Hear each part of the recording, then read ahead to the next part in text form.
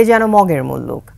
মংলা পৌর শহরের ভেতরের ব্যস্ততম সড়কের যান চলাচল আটকে চলছে মাছের ব্যবসা। এতে চরম দুর্ভোগে যানবাহন চালক ও সাধারণ মানুষ। এছাড়া মাছের পানি পড়ে নষ্ট হচ্ছে সড়কও।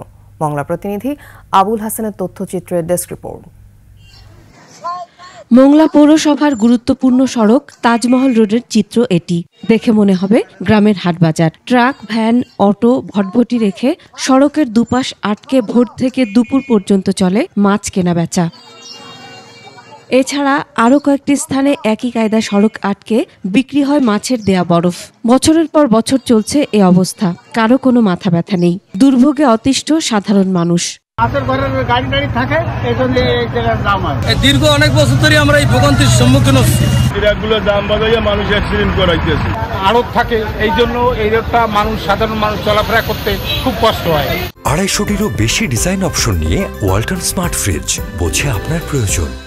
বিষয়টি জানে স্থানীয় প্রশাসনও। তারা জানান, ভ্রাম্যমাণ আদালতের মাধ্যমে অর্থদণ্ড দেওয়ার পরও সমস্যার সমাধান হচ্ছে না। তাই মাছ ব্যবসায়ীদের বিকল্প জায়গা দেওয়ার কথা ভাবা হচ্ছে। পৌরসভার মধ্যে পৌরসভার ডেডিকেটেড কোনো জায়গা নাই।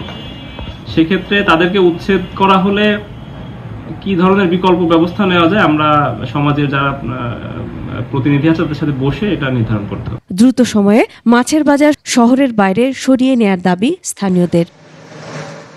Masum আলিসা, desk report, 21 television.